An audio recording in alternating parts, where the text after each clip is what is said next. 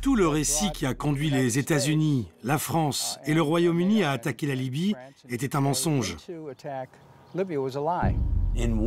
À la guerre, la vérité est la première victime. Nous ignorions ce que nous faisions en Libye. Pour comprendre la situation dans laquelle la Libye se trouve aujourd'hui, il faut évidemment revenir à 2011. 20 octobre 2011. Le dictateur libyen Mouammar Kadhafi est mort, l'Occident crie victoire. Nous sommes venus, nous avons vu, et il est mort.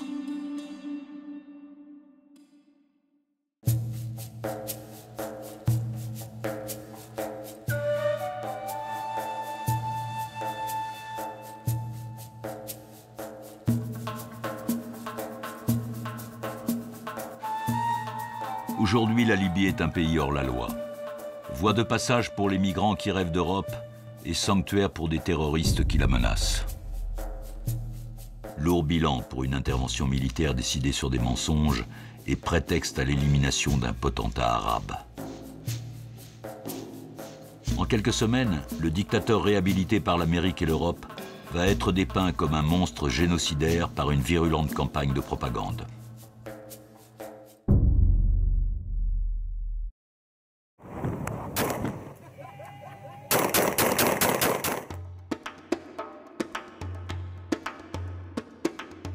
Début 2011, le printemps arabe et ses révoltes populaires ébranlent l'Afrique du Nord. Après la Tunisie et l'Égypte, la Libye est touchée. À la mi-février, dans la capitale, Tripoli, des incidents sont réprimés dans le sang. La rébellion prend le contrôle de Benghazi dans l'est du pays. Le 22 février, Kadhafi menace de reconquérir la ville, rue par rue, maison par maison. Bet, bet, dar, dar, zanga, zanga, ferd, ferd. 3 semaines plus tard, le 17 mars, il annonce qu'il marche sur Benghazi. La riposte occidentale est fulgurante. Le 19 mars, la France ouvre le feu la première et ses avions détruisent 4 chars près de Benghazi. Puis les États-Unis entrent en action. Ils tirent plus de 120 missiles de croisière contre les forces de Kadhafi.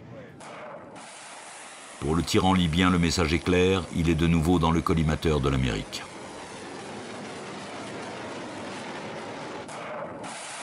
Ivo Dalder est un homme clé de cette opération. Il est ambassadeur des États-Unis à l'OTAN, l'alliance militaire qui défend l'Europe depuis plus de 60 ans. La frappe des États-Unis le 20 mars 2011 avait pour objectif de détruire la défense aérienne libyenne afin de permettre à nos avions de voler en toute sécurité. Et les États-Unis sont les seuls à pouvoir déployer des missiles de croisière et toute une panoplie d'autres armes pour détruire un système de défense aérien. Ces premières frappes, présentées comme une opération française, sont en réalité un coup de massue américain. À Londres, Crispin Blunt est député au Parlement britannique. Il a mené une enquête officielle sur la guerre en Libye. Ce sont les États-Unis qui ont fourni la vraie puissance de feu. Leur budget militaire est 10 fois celui de l'Angleterre, 14 ou 15 fois celui de la France.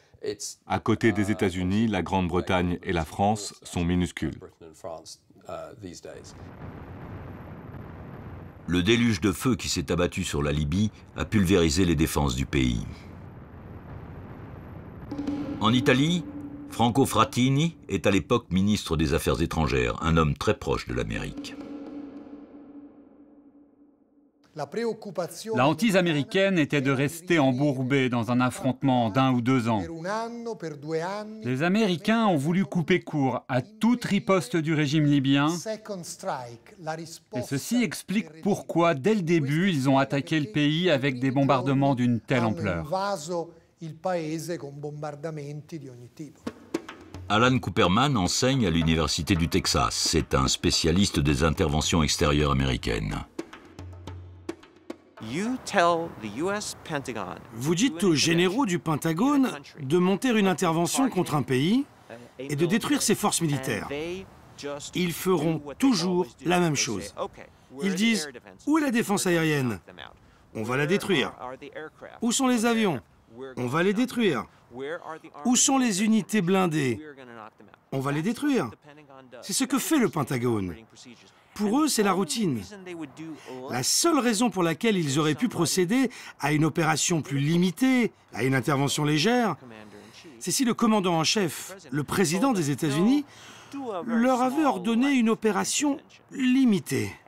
Mais cela ne s'est pas passé comme ça. En 2011, le président des États-Unis, c'est Barack Obama. Il a débuté sa carrière politique à Chicago. Il est le premier noir à la Maison-Blanche. Il a promis aux Américains d'en finir avec les aventures militaires dans les pays musulmans. Mais Obama va changer d'avis face à la révolte en Libye et à la formidable intox qui l'accompagne.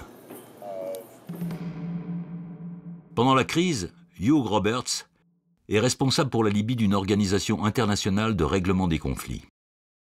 La diabolisation de Kadhafi a commencé au mois de février, dès le début de l'insurrection.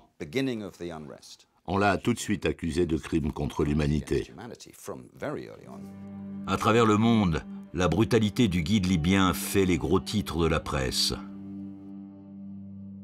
Kadhafi bombarde son propre peuple. Kadhafi fournit du Viagra à ses soldats pour encourager les viols. Kadhafi joue les prolongations avec ses mercenaires.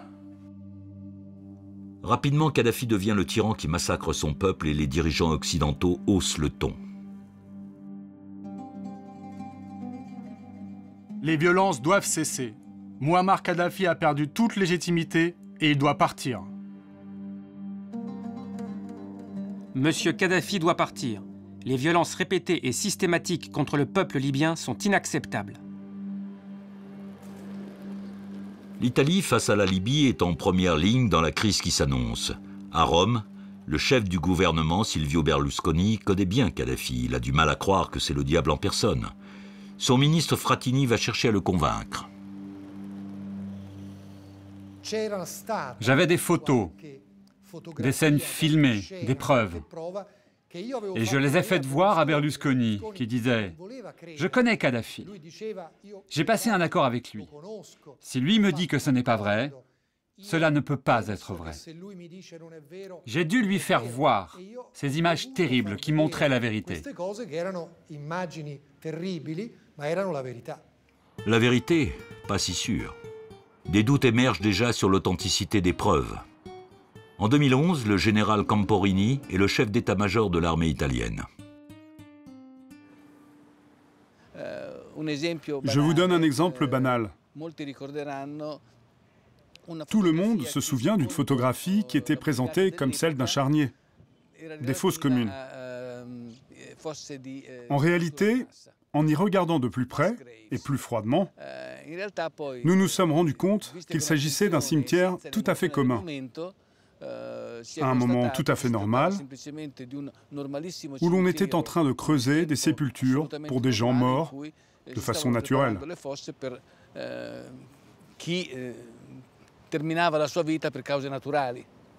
Mais un mot va faire taire tous les doutes. Génocide. L'histoire qui a été utilisée avec le plus de succès a été celle du massacre, du génocide que Kadhafi s'apprêtait à commettre à Benghazi. Et la comparaison a été faite avec le massacre de Srebrenica en Bosnie et même avec le génocide du Rwanda. C'est Kadhafi lui-même qui s'est mis dans cette mauvaise passe. Son Zenga Zenga a été pris au pied de la lettre. Ces menaces d'un bain de sang à Benghazi vont servir d'excuse à l'opération qui se prépare. Benghazi sous le feu des forces de Kadhafi. Kadhafi menace d'attaquer Benghazi. Kadhafi accusé de génocide contre son propre peuple. Pourquoi sommes-nous intervenus en Libye? Pour une raison très précise, pour protéger la population libyenne qui était attaquée par les forces du régime, et particulièrement pour assurer la protection de la population de Benghazi.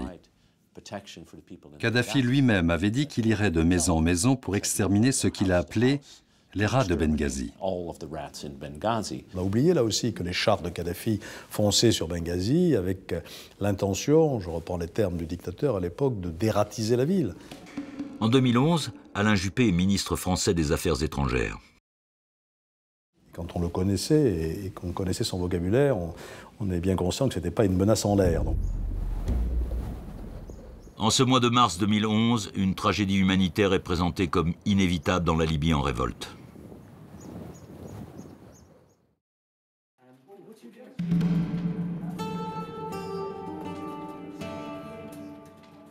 Un génocide à Benghazi. Une armada de tanks aux portes de la ville. Des témoins sur le terrain ne partagent pas ces certitudes. Donatella Rovera est enquêtrice pour Amnesty International, l'organisation de défense des droits de l'homme. Je suis arrivée à Benghazi vers la fin du mois de février. Le 18 mars et le 19 mars, les forces de Kadhafi avaient des chars et avaient des armes. Et ceux qui s'enfrontaient à eux avaient des armes également. Donc c'était des accrochages assez ordinaires.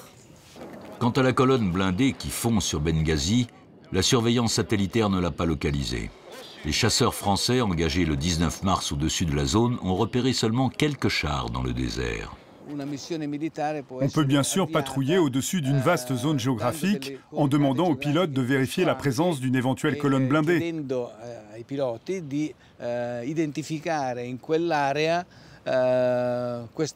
Mais tout de même, je me mets à la place des pilotes à qui on a dit qu'il y avait des chars dans un secteur donné, qui sont prêts à larguer leurs bombes et qui doivent se mettre à la recherche des tanks en question. Ahmed Safar est un ancien chef rebelle. Contre toute attente, lui aussi relativise beaucoup la menace contre Benghazi. Il n'y a pas de doute qu'une offensive contre Benghazi se préparait, mais elle n'était pas de l'ampleur qui a été évoquée. Personne ne peut affirmer que Kadhafi allait délivrer un message de paix en avançant sur Benghazi avec ses forces, mais personne ne peut affirmer non plus qu'il allait rentrer dans la ville et y commettre un génocide.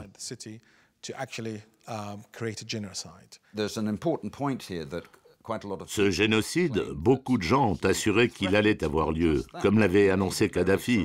Il avait dit « Je vais vous tuer tous ». Mais en réalité, c'est une lecture très partielle de ce fameux discours. En fait, il a aussi dit aux rebelles « Si vous abandonnez vos armes, il y aura une amnistie ».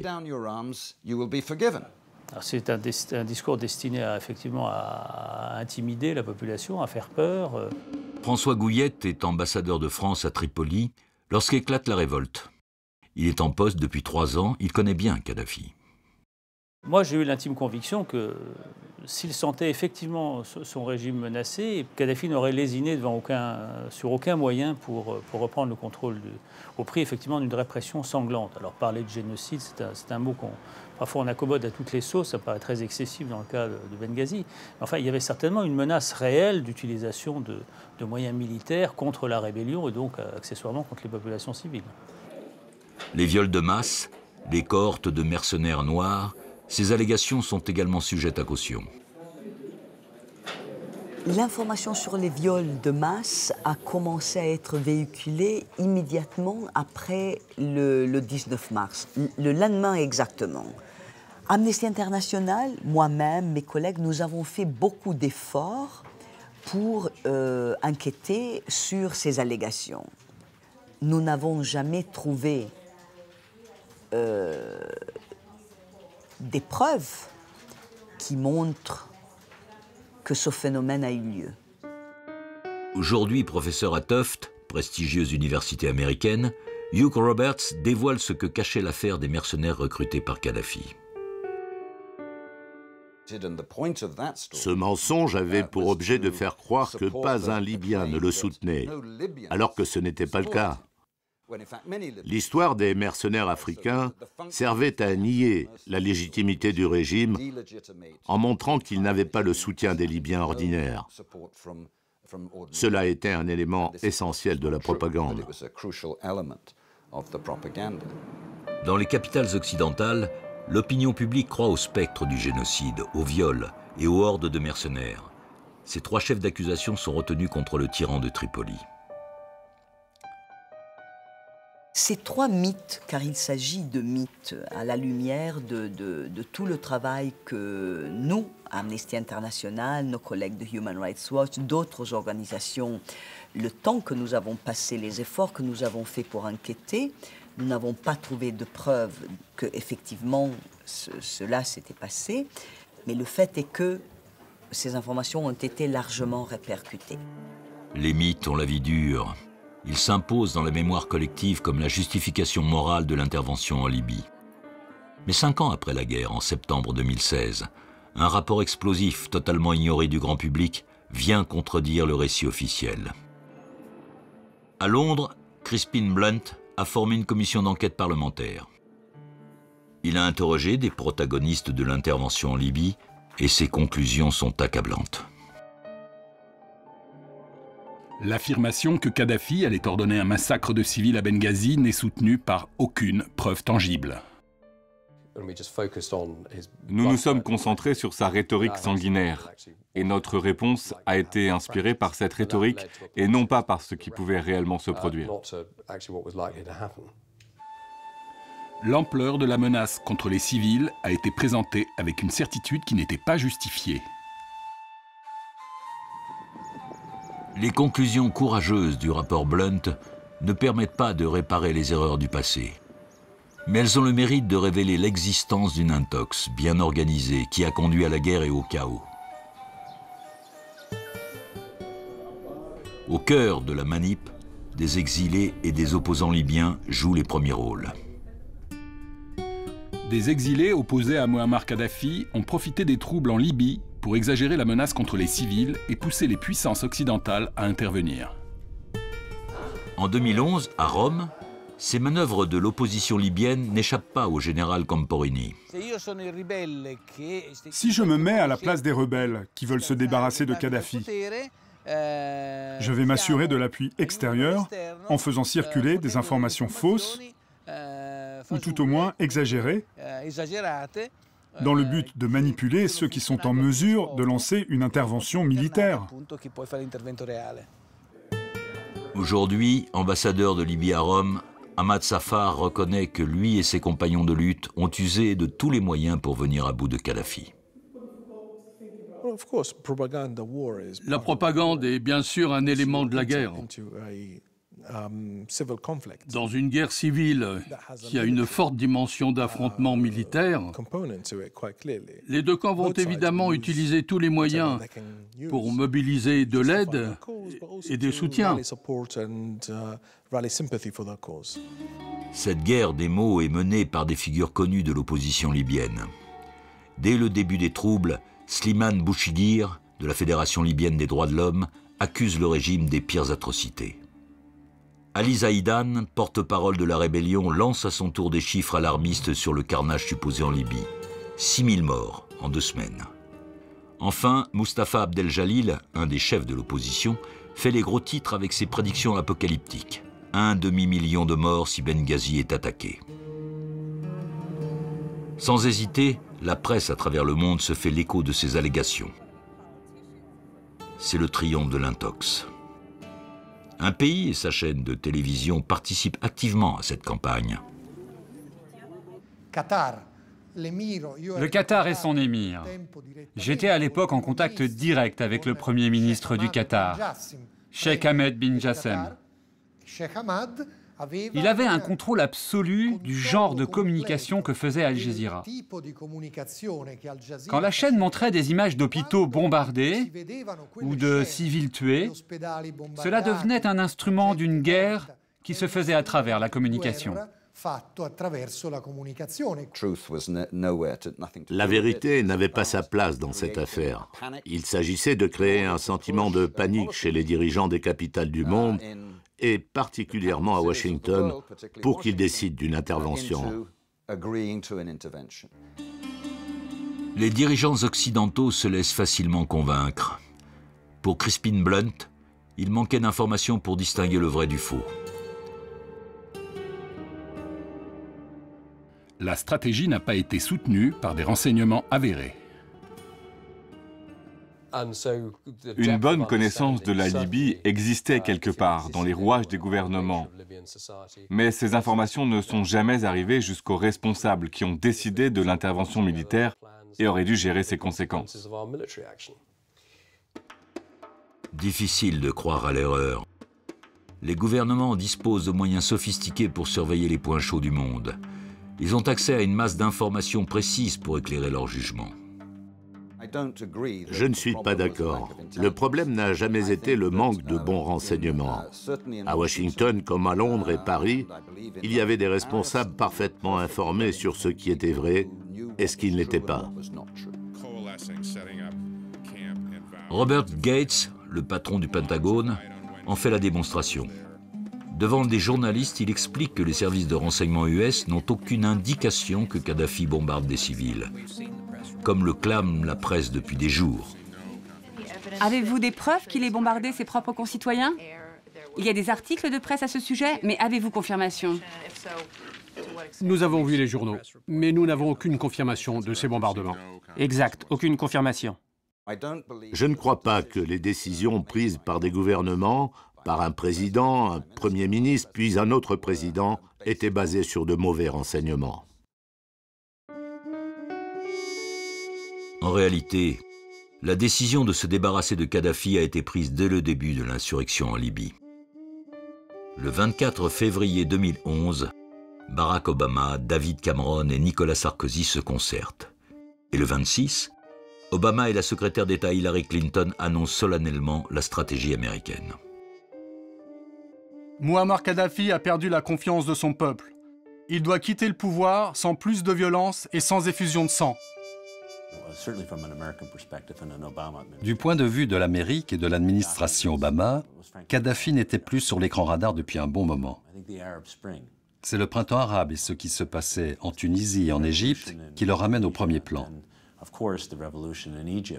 Ces révolutions ont contraint Obama et d'autres gouvernements à se poser la question « Que devons-nous faire face à ces révoltes populaires dans des pays qui n'ont aucune expérience de la démocratie ?»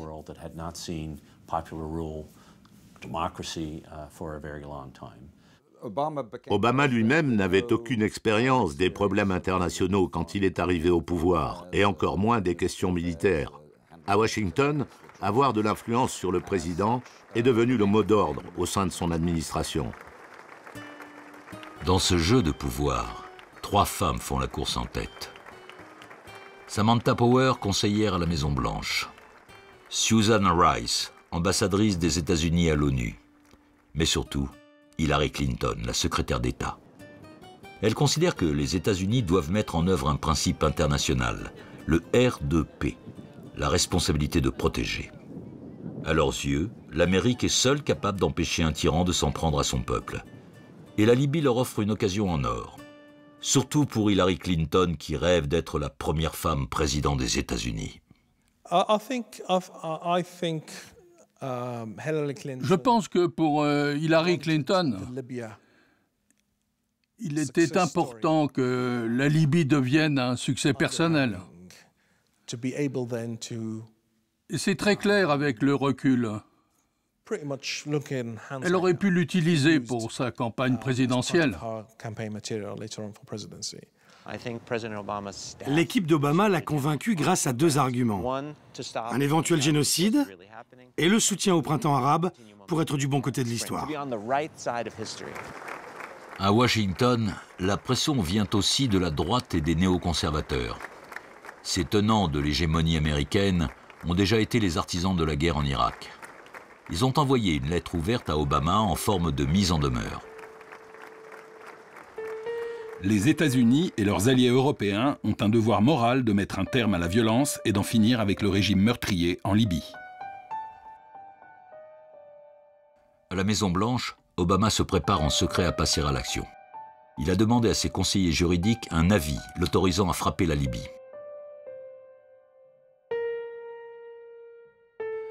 Le président a les pouvoirs constitutionnels d'ordonner l'usage de la force en Libye parce qu'il est en mesure de prouver que ce recours à la force sert les intérêts des États-Unis. Le document souligne bien l'importance de ne pas présenter cette opération comme une guerre. Nous considérons que la nature, l'ampleur et la durée des opérations envisagées en Libye ne constituent pas un acte de guerre. Il s'est dit, ah, la Libye, ça va être simple. Pas de soldats sur le terrain, une simple opération aérienne.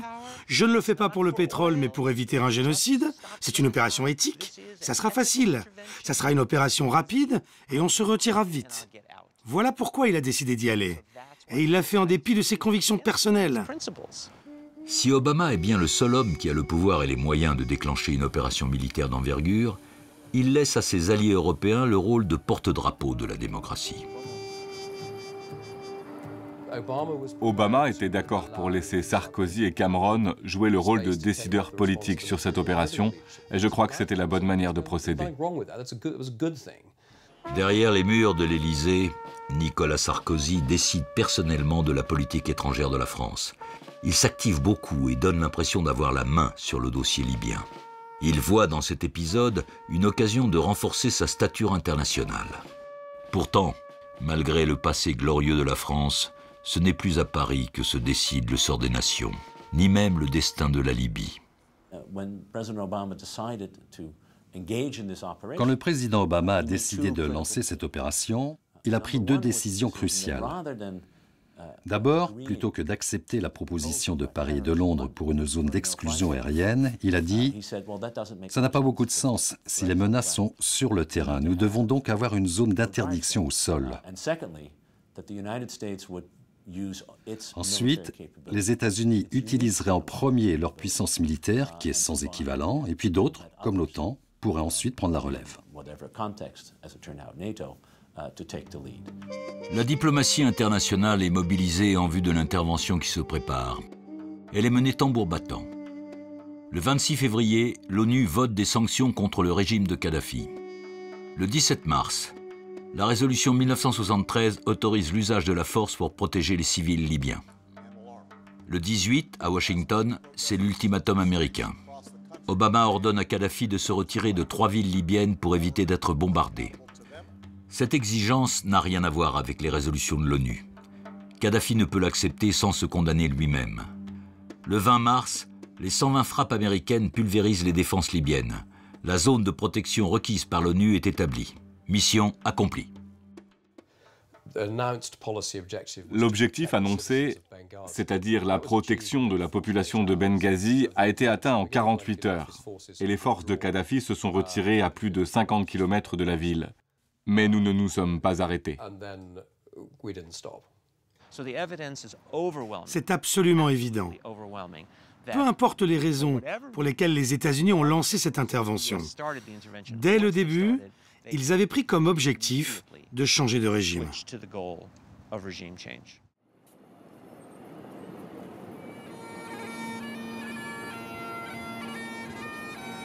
Pour atteindre cet objectif, Washington a manœuvré pour faire échouer toutes les tentatives de compromis, y compris celle du Britannique Tony Blair, pourtant ami indéfectible de l'Amérique. À Londres, Blair n'est plus le Premier ministre, mais il reste un personnage influent. La capitale britannique, cible du terrorisme, veut préserver un héritage fondamental de son passé impérial, un métissage apaisé. L'art de mélanger les couleurs et les cultures dans une mégapole dynamique.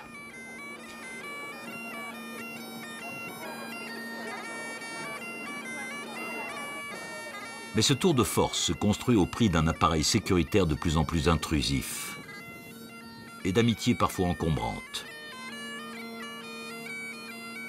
En 2004, Tony Blair avait été l'artisan du rapprochement de l'Occident avec Kadhafi. Tony Blair a poursuivi ses relations avec Kadhafi après la fin de son mandat de Premier ministre. C'est donc à Blair que Kadhafi téléphone lorsqu'il comprend que l'Occident a décidé d'en finir avec lui. Dans cette conversation écoutée par les espions britanniques, Blair conseille à Kadhafi de s'enfuir. Si vous avez un endroit sûr où aller, vous devriez vous y rendre. Cette affaire va mal finir et vous devez accepter d'abandonner le pouvoir. Des Libyens vont mourir. Il y aura des répercussions négatives en Méditerranée, en Europe et dans le monde entier. Cette relation directe était un atout diplomatique et nous l'avons ignoré. Mais nous ne savons pas si cela aurait marché ou non. Nous n'avons tout simplement pas essayé.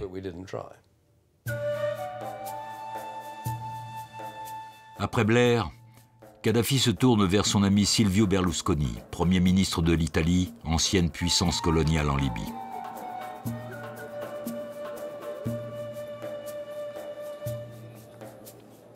Rome a depuis longtemps remisé ses ambitions impériales. Sa priorité est de contrôler le flux des migrants venus d'Afrique.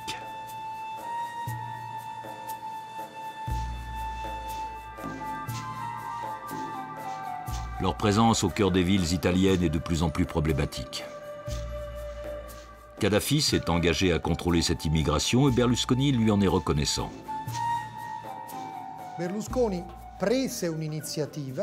Berlusconi a pris l'initiative de chercher un pays qui était prêt à accueillir Kadhafi, dans un genre de semi-exil, pas un exil total. Et nous avions trouvé ce pays. Le pays en question est la Mauritanie, seul disposé à recevoir Kadhafi. Mais le guide libyen exige de rester un homme libre, une condition inacceptable par Washington. Dans son dernier appel au secours à Rome, Kadhafi prédit sa propre fin. Il a dit à Berlusconi dans une dernière conversation au téléphone, « Toi, Silvio, tu m'as trahi. » Berlusconi en a été peiné. Kadhafi a rajouté « Je mourrai là où je suis né, parce que je suis un bédouin du désert. Personne ne peut me forcer à m'incliner. » Est-ce que le guide libyen était véritablement décidé à accepter un compromis? Moi, mon sentiment était que ce n'était pas possible, connaissant l'homme, son parcours, sa psychologie. D'ailleurs, même sa fin montre qu'il n'était pas du tout dans cet état d'esprit-là. Mais effectivement, il y a eu des tentatives jusqu'au bout, d'ailleurs. Kadhafi fait une ultime tentative par l'intermédiaire de son fils, Saïf al-Islam, qui prend contact avec Washington. En 2011, Denis Kucinich est député de Cleveland et totalement opposé à l'intervention américaine en Libye. Quand l'attaque contre la Libye a commencé, j'ai été contacté directement par le régime de Kadhafi. Ils avaient essayé de contacter la Maison-Blanche, sans succès. Ils ont essayé de contacter le département d'État, pas de réponse. Alors ils m'ont appelé, parce qu'ils savaient que j'étais contre l'idée d'attaquer la Libye. Et donc j'ai parlé au fils de Kadhafi, Saïf, qui m'a dit « Nous avons fait tout ce que les Américains nous ont demandé. Alors pourquoi agissent-ils ainsi ?» Kucinich est un homme politique très populaire dans sa circonscription de Cleveland. Ancien maire de la ville, il est respecté par ses supporters pour son opposition déclarée au militarisme américain.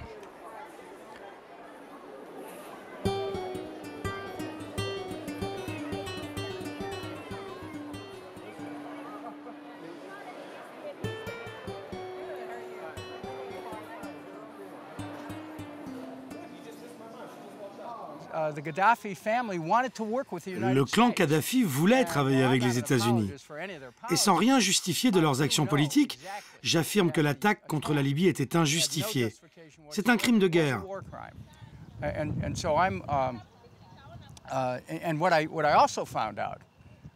Et j'ai également découvert que mes conversations téléphoniques avec Saïf Kadhafi ont été enregistrées par les services secrets américains. And I appreciate the chance to be able to speak to you in that light so that the information can be obtained. Thank you, sir, for your help and your support.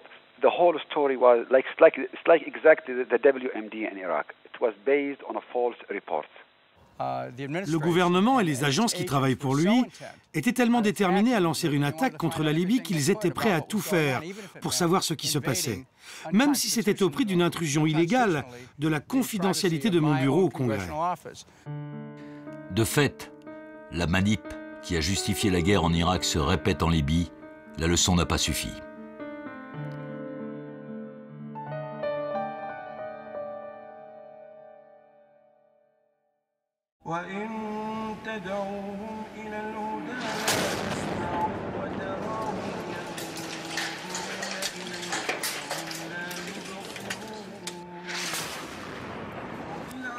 La promesse d'une issue rapide en Libye est vite démentie par les faits. les États-Unis passent le commandement des opérations à l'OTAN et la guerre se prolonge pendant des mois. Les mensonges qui ont justifié l'intervention ont occulté la complexité du pays. Un mélange de religiosité, de tribalisme et de rivalité entre clans. C'est la bataille de Misrata, à 3 heures de route de Tripoli, qui révèle cette réalité libyenne. La ville est sous le contrôle de la rébellion depuis le début du soulèvement. Kadhafi l'assiège pour la reprendre.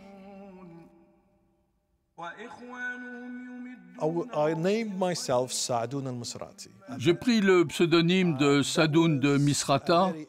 J'ai pris cette décision très vite par précaution. Parce que dès le 20 février, je diffusais déjà des informations sur ce qui se passait vraiment dans la ville.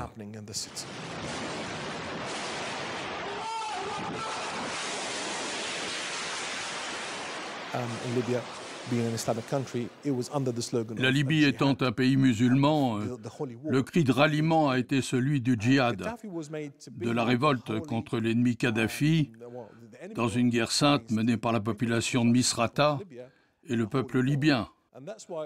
Allah Akbar, Dieu est grand, est devenu le slogan de la révolution libyenne.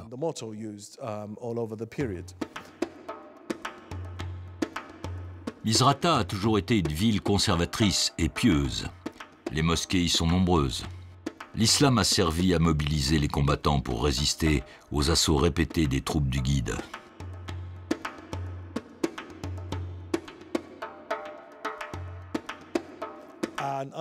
L'assaut du 18 mars a été le plus violent.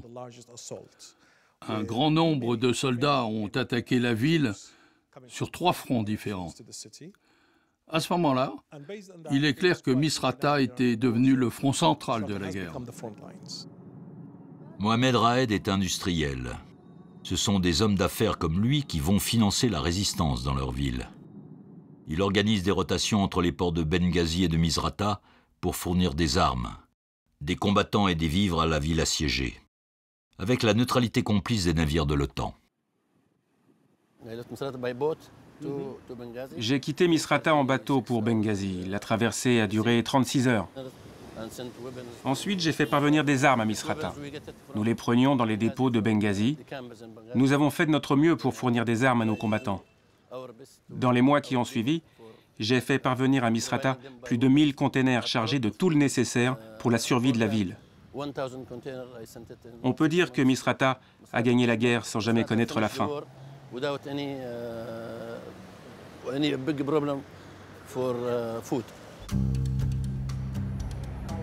Les milices de Misrata gagnent la bataille à la mi-juin. En août, elles participent à l'assaut contre Tripoli. Le palais de Kadhafi est détruit, le dictateur est en fuite. Les symboles de sa puissance sont rapportés à Misrata, les vestiges d'un règne commencé 42 ans plus tôt, lorsque le jeune colonel a renversé la monarchie en 1969.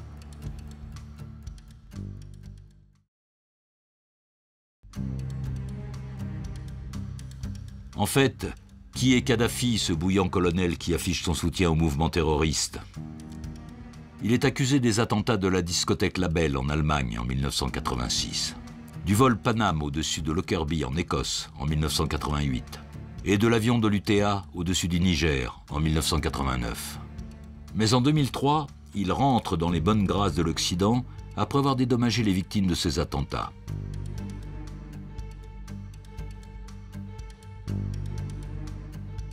Il aide même les États-Unis dans la lutte contre Al-Qaïda et abandonne son programme d'armes nucléaires et chimiques. L'actuel ministre libyen des Affaires étrangères, Mohamed Siala, faisait partie de l'administration du colonel Kadhafi. Bien sûr, il a aidé à résoudre bien des problèmes internationaux, mais je pense qu'il a fini sans aucun ami. Alors, quand l'occasion s'est présentée, ils ont tous décidé de se débarrasser de lui et de son régime. Et les incidents qui ont éclaté dans le pays leur ont donné l'occasion. En 2009, Kadhafi commet 2 fautes impardonnables. Au sommet arabe de Doha, il insulte l'Arabie saoudite et le Qatar. Et plus tard, à la tribune de l'ONU, il affiche ouvertement son mépris pour l'ordre international. Je pense que lorsqu'il a jeté la charte de l'ONU, ce fut le moment décisif. Il l'a jetée et s'est mis tout le monde à dos. Selon moi, c'est à ce moment-là que la décision de son élimination a été prise. 2009, année cruciale aussi pour l'Amérique. En janvier, Barack Obama s'installe à la Maison-Blanche. Il hérite d'une stratégie de transformation radicale du monde musulman. Depuis les attentats du 11 septembre 2001, le pouvoir américain est en guerre permanente contre le terrorisme. Ce choix patriotique fait la quasi-unanimité dans la classe dirigeante. Difficile donc de changer de cap même pour un président prix Nobel de la paix.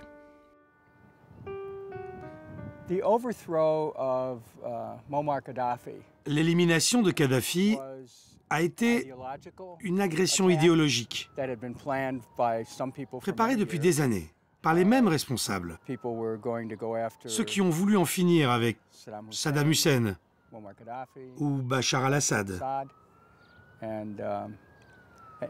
Et peu importe s'il n'y a pas de justification. C'est la volonté de quelques idéologues qui pensent qu'il faut déployer la puissance de l'Occident, et en particulier des États-Unis, afin de mettre en œuvre une politique de contrôle absolu. Kadhafi, quoi qu'on puisse penser de son régime en termes de respect des droits de l'homme, défendait l'idée d'un État souverain, tout comme Saddam défendait l'idée d'un État souverain en Irak. Et je pense que la logique de la globalisation est de considérer ces États comme des ennemis qui doivent être éliminés. Pour Kadhafi, l'heure du jugement sonne à l'été 2011. Chassé de Tripoli, il se cache dans la ville de Sirte, où il est né. Des combattants de Misrata décident de l'en déloger. Ramadan Zermoa est le chef rebelle qui a conduit l'offensive contre Sirte le 13 septembre 2011. Kadhafi et ses principaux commandants se cachaient au centre de la ville. Nous avons décidé d'accorder un délai aux habitants pour qu'ils puissent s'en aller. Nous leur avons même donné de la nourriture, de l'eau et de l'essence. Et puis le 20 octobre, nous avons décidé de donner l'assaut contre le dernier refuge de Kadhafi. Au matin, nous avons lancé l'attaque. Kadhafi s'est enfui. Son convoi était composé de 40 voitures.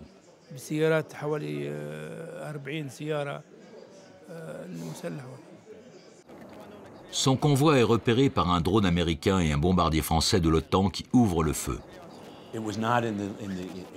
Viser le régime en tant que tel ne faisait pas partie du mandat donné par l'ONU, et encore moins de viser le régime pour l'éliminer.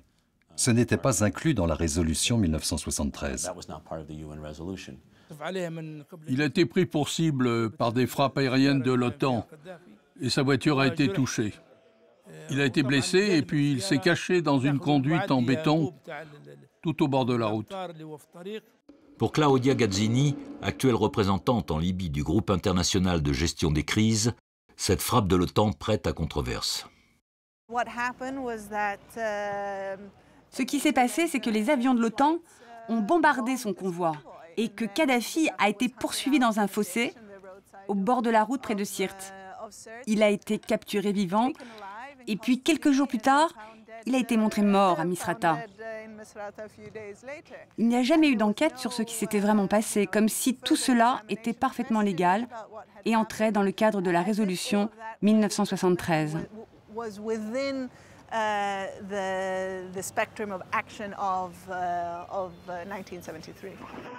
Les conditions de la mort de Kadhafi n'ont jamais été éclaircies.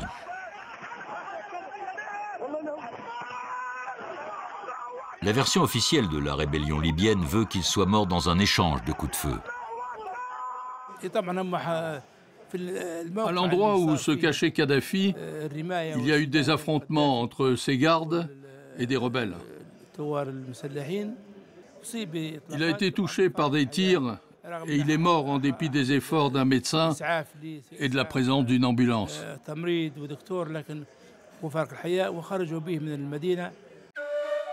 Son cadavre est exposé plusieurs jours à Misrata et les habitants de la ville se délectent de ce spectacle.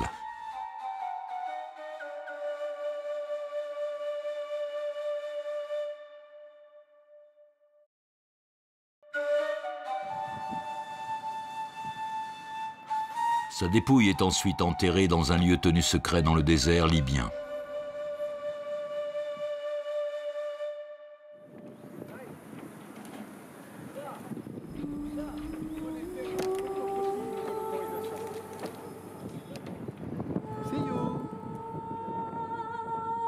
Après quelques mois d'euphorie, la Libye a été abandonnée à elle-même. Ses habitants qui espéraient des jours meilleurs attendent l'aide qui ne vient pas. Le rêve de démocratie et de prospérité est resté inachevé et l'avenir est plutôt sombre.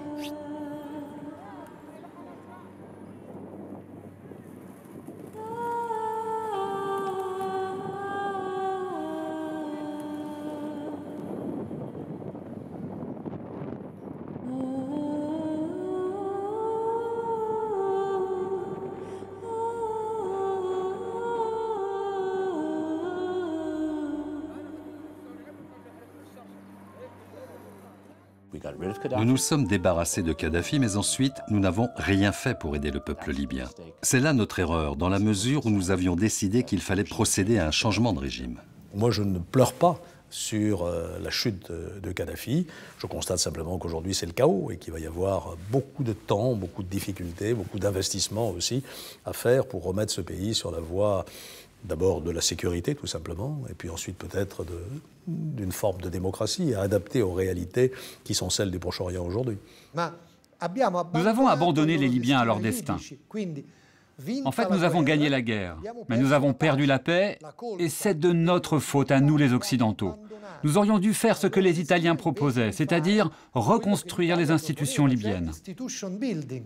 Je pense que l'un des enseignements effectivement à retirer de cette guerre, c'est la nécessité évidemment de repenser ce qu'on appelle la phase du post-conflit, comment rebâtir, si possible, un État. Aujourd'hui, la Libye est morcelée en zones d'influence où règnent des milices. Des groupes terroristes comme ISIS et Al-Qaïda y sont actifs. Le pays est la voie de passage pour des cohortes de migrants dont des milliers meurent en chemin. Cet exode sans précédent a mis en péril l'Union européenne où la xénophobie alimente les nationalismes.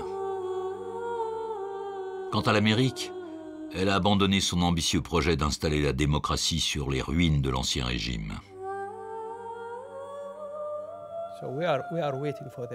Alors nous attendons que les Américains jouent leur rôle pour régler le problème. C'est eux qui ont créé cette situation et elle est pire que celle que nous avions avant. Ils doivent nous aider à trouver une solution. Le principe généreux de protéger les victimes de la violence et de la tyrannie a été profondément mis à mal. Ce qu'on appelle la responsabilité de protéger a servi de prétexte à l'intervention en Libye. En 2012, Ivo Daalder a salué l'intervention en Libye comme un modèle à suivre. Victoire de l'OTAN en Libye, la manière juste de conduire une intervention. Depuis, il a changé d'avis. La première grosse erreur que nous ayons faite est de confondre une opération militaire conduite au nom de la responsabilité de protéger avec le désir de procéder à un changement de régime et de gouvernement en Libye. Lorsqu'on dit, comme on l'a fait en Libye, que la raison pour l'intervention, c'est parce qu'il y avait telle et telle violation qui se produisait, alors que cela n'était pas le cas, après ça pose un problème de crédibilité pour toutes sortes d'autres situations. La guerre en Libye n'a pas porté chance à ceux qui l'ont voulu. Nicolas Sarkozy, qui s'est un moment approprié les lauriers du vainqueur, a perdu la présidentielle de 2012. Barack Obama a jugé qu'il s'agissait de la plus grave erreur de sa présidence. Il a traité Nicolas Sarkozy et David Cameron de parasites. Hillary Clinton, qui cherchait un succès en Libye pour asseoir sa crédibilité de présidente, a perdu l'élection de 2016. David Cameron a quitté le pouvoir en 2016 après la sortie de son pays de l'Europe, le Brexit dont il ne voulait pas. Dans deux domaines qui sont aujourd'hui devenus des domaines de priorité extrême pour notre sécurité, à savoir le terrorisme et les migrations irrégulières, la situation est infiniment pire qu'elle ne l'était avant 2011.